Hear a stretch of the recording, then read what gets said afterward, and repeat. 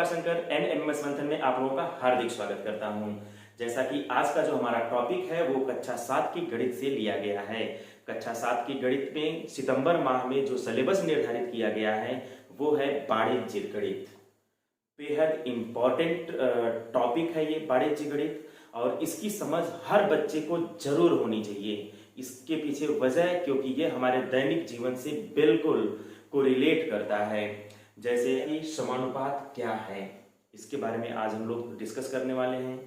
अनुलोम समानुपात क्या है, प्रतिलोम समानुपात क्या है, ये सब पूरा डिटेल आज हम लोग इसी वीडियो में अध्ययन करेंगे। उसके बाद हम लोग नेक्स्ट वीडियो में प्रतिशतता का अनुप्रयोग, इसके बारे में हम लोग पढ़ेंगे। लाभ क्या है, हानि क्या है, लाभ हानि, बट्टा, आयकर, बिक्री कर, साधारण ब्याज, इतने इंपॉर्टेंट टॉपिक जो है क्लास 7 के सिलेबस में निर्धारित किया गया है। तो इस महीने हम लोग बहुत बेहतरीन तरीके से बहुत सारी चीजों को समझने वाले हैं और सीखने वाले हैं। इसके अलावा चक्रवृद्धि ब्याज, चक्रवृद्धि मिश्र धन और टैक्सेशन से भी संबंधित आपके सिलेबस में थोड़ा सा दिया है कि टैक्स क्या होता है, कर क्या होता है, कर के कितने प्रकार होते हैं, यानी टाइप्स ऑफ टैक्स है। समानुपात, आप लोग अनुपात से परिचित होंगे। अनुपात कक्षा 6 में आप लोगों को बताया गया होगा कि अनुपात क्या है। जैसे अगर हम एक छोटा सा एग्जांपल लें तो आप बेहद बहुत आसानी से समझ जाएंगे। जैसे अगर हम बात करें 2/4 की, और अगर हम यहीं पे बात करें 8/16 की, इन दोनों में क्या डिफरेंस है, क्या समानता है, ये चीज हमें पहले क्लियर करना है। तो देखिए 2 का अगर हम टेबल पढ़ें 1 बार तो ये कैंसिल हो जाएगा, और 2 का टेबल 2 बार पढ़ें तो 2/4 को हम क्या लिख सकते हैं, 1/2 लिख सकते हैं। इसी तरह से 8/16 को हम क्या लिख सकते हैं, 8 एकम 8, 8 दूनी 16, ये भी तो 1/2 है। तो अगर हम इसको ऐसे देखें तो 2/4 और 8/16 दोनों बराबर हैं। अगर हम ये कहें कि दोनों में क्या सिमिलरिटी है, तो दोनों में सिमिलरिटी, दोनों इक्वल हैं, बिल्कुल बराबर हैं। ठीक है, तो अगर दो अनुपात आपस में बराबर हो जाएं, जैसे 2/4 और 8/16, ये दोनों अनुपात आपस में बराबर हैं, जैसा कि मैं अभी आप लोगों को दिखाया। तो अगर ये दोनों अनुपात आपस में बराबर हैं, इसी को हम कहते हैं समानुपात। अब समानुपात क्या है, कितना सिंपल सा फंडा, कितना सिंपल सा इसकी समझ है। समानुपात, अगर दो अनुपात आपस में बराबर हो जाएं तो उसी को हम समानुपात कहते हैं। लेकिन इसको जो लिखने का तरीका होता है वो जानना जरूरी है कि इसको हम लिखेंगे कैसे।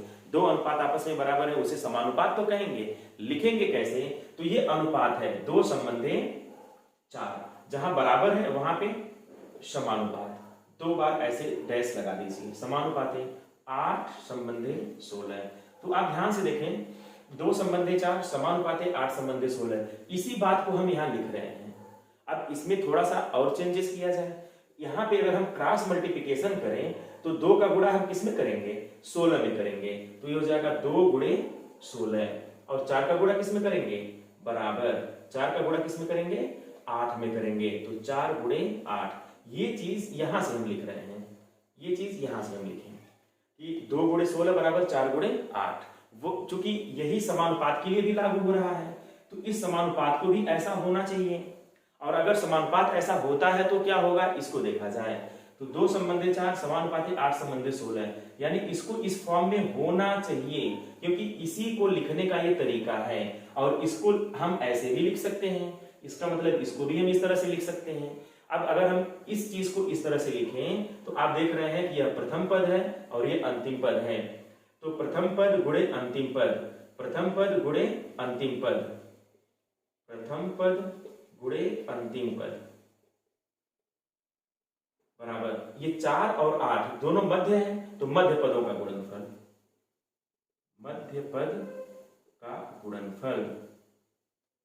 तो आप देखिए कितना आसानी से प्रथम पद गुणे अंतिम पद बराबर मध्य पदों का गुणनफल, कितना आसानी से आप इस चीज को समझ पा रहे हैं कि अगर कोई भी समानुपात अगर दिया रहे, समानुपात दिया है तो तुरंत बेझिझक आप 2 का गुणा अंतिम में करिए और मध्य पदों का गुणनफल करिए और बराबर कर दीजिए। ये समानुपात का नियम है। तो कितना आसानी से हम लोग आज समानुपात को समझ पा रहे हैं। जैसे अगर हम एग्जांपल के तौर पे देखें, a संबंधी b समानुपाते c संबंधी d, तो इसको हम कैसे लिखेंगे, प्रथम पद गुणे अंतिम पद, a गुणे d बराबर मध्य पदों का गुणनफल, इट मींस b गुणे c। तो क्या आप इस चीज को समझ पा रहे हैं अगर आप इस चीज को समझ रहे हैं तो आप समानुपात समझ रहे हैं। तो समानुपात बहुत ही आसान टॉपिक है और ये देखिए कितने आसानी से हम लोग इस चीज को सीख पाए हैं। तो इसके आगे जस्ट अगर हम बात करें समानुपात के प्रकार की बात करें तो समानुपात दो प्रकार का होता है, एक अनुलोम समानुपात होता है और एक प्रतिलोम समानुपात होता है। तो ठीक है, अब हम लोग डिस्कस करते हैं अनुलोम समानुपात क्या होता है। तो ध्यान से देखें, एक क्वेश्चन है कि 4 किलोग्राम चाय का मूल्य 420 रुपए है, तो 12 किलोग्राम चाय का मूल्य बताइए। तो एक क्वेश्चन देखिए कितना आसानी से आप लगा सकते हैं। 4 किलोग्राम, तो यहाँ पे किलोग्राम के नीचे क्या लिख देंगे, 4 किलोग्राम 420 रुपए, तो 12 किलोग्राम का दाम बताना है, इसको हम क्या मान लेंगे, x रुपए मान लेंगे। तो वही काम करेंगे, क्योंकि 12 किलोग्राम हमें ज्यादा चीनी चाहिए तो ज्यादा पैसा लगेगा, तो अनुलोम समानुपात है। तो यहाँ पे क्या हो जाएगा, 4 संबंधे 12 समानुपाते 420 संबंधे x। तो हम वही सेम प्रोसेस क्या करना है, x 4 का गुणा x में कर लेंगे, 4 गुणे x बराबर 12 गुणे 420।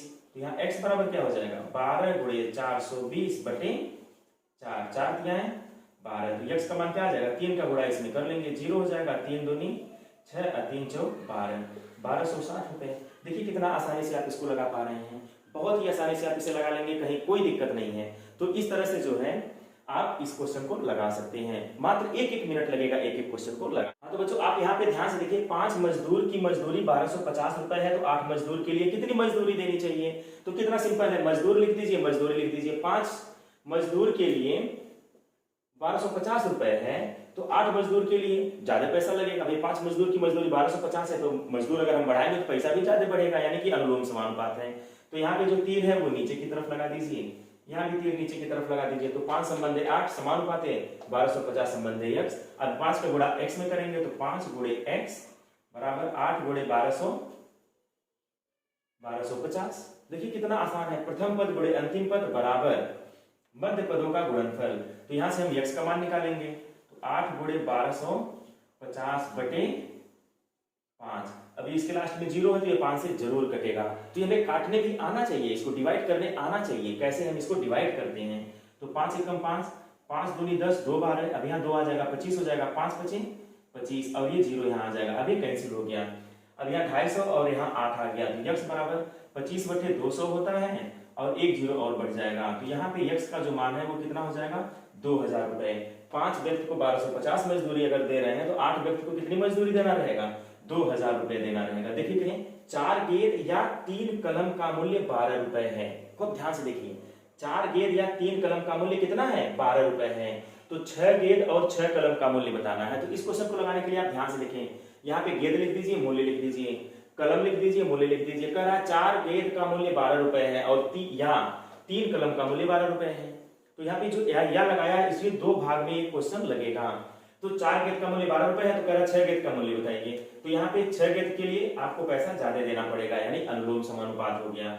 तो इसको लगाने के लिए क्या करेंगे, x बटे 12 बराबर यहाँ पे हो जाएगा 6 बटे 4, तो ये हो जाएगा 4 गुणे x बराबर 6 गुणे 12।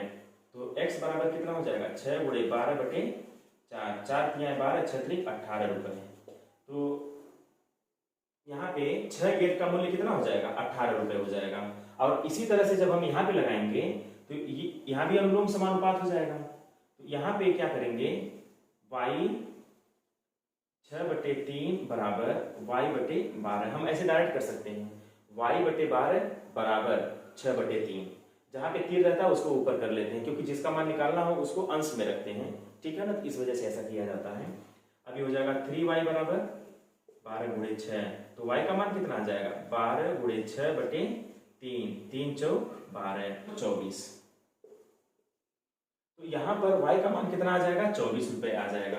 तो यहाँ पे x का मान क्या आ जाएगा, 18 रुपए। x क्या है, 6 गेंद का मूल्य है, और y क्या है, 6 कलम का मूल्य है। तो 6 कलम का मूल्य 24 रुपए और 6 गेंद का मूल्य 18 रुपए। कह रहा है कुल कितना पैसा लगेगा, तो 18 को और 24 को जोड़ लीजिएगा। तो 6 कलम और 6 गेंद का मूल्य 18 प्लस 24, बस 6 कलम प्लस 6 गेंद का मूल्य बराबर 18 प्लस 24, यानी जितना आ जाएगा वो हमारा आंसर हो जाएगा। देखिए कितना आसान है, बहुत ही आसानी से आप इसको बना सकते हैं। तो कक्षा 7 का एक्सरसाइज 7A पे आप जाइए और ये सारे क्वेश्चंस वहां आपको मिल जाएंगे और बहुत आसानी से उसको बना सकते हैं। इसके अलावा अगला जो क्वेश्चन है वो है, एक मशीन 5 मिनट में 200 पन्ना छापती है। तो मिनट के नीचे लिखेंगे 5 और पन्ना के नीचे लिखेंगे 200 पन्ना, उसको उस प्रिंट निकाल देती है, छाप देती है। तो इस प्रकार 2 गुणे 10 की घाते 3, तो 2 गुणे 10 की घाते 3 पन्ना यहाँ पे है। तो 2 गुणे 10 की घाते 3 का क्या मतलब होगा, पहले हम इसको यही सॉल्व कर लेते हैं। 2 गुणे 10 की घाते 3 का मतलब 1 के बाद 3 जीरो, 2 का गुणा 1000 में करेंगे तो 2000 हो जाएगा। तो कह रहा है 2000 पन्ना छापने में कितना मिनट लगेगा, तो x मिनट लगेगा, माना x मिनट लगेगा। तो यहाँ पे जो अनुपात होगा वो क्या हो जाएगा, 5 संबंधे x बराबर 200, सॉरी यहाँ पे समानुपात लगा दीजिए, 200 संबंधे 2000 और ये 5 का गुणा इसमें करिए, x का गुणा इसमें करिए। यहाँ से आप x का मान निकाल सकते हैं, बहुत ही आसानी से आप x का मान यहाँ से बता सकते हैं। तो आप करेंगे क्या, ध्यान से देखें, 5 गुणे 2000, 5 गुणे 2000 बराबर x गुणे 200। तो 2 जीरो से 2 जीरो कट जाएगा, 2 एक कम 2 और ये जीरो आ जाएगा 10। तो x बराबर 10 × 50, यहाँ हो गया 50 बराबर x, यानी कि यहाँ x इज इक्वल टू 50। अब x क्या है, पेज है, कहाँ मिनट, सॉरी मिनट है। तो 50 मिनट में 2000 पेज, कहना कितना मिनट में 2000 पेज की छपाई हो जाएगी, तो 50 मिनट लगेगा, ये आंसर हो जाएगा। तो आपका आंसर आ जाएगा कि 50 मिनट में 2000 पेज की छपाई हो जाएगी। ठीक है, आगे की वीडियोस को देखने के लिए आप लोग हमारे YouTube चैनल को सब्सक्राइब कर सकते हैं, लाइक कर सकते हैं और बेल आइकन को भी प्रेस कर लेना, ताकि हमारा जो आगे का नोटिफिकेशन हो आपको आसानी से प्राप्त होता रहे। Okay, thank you.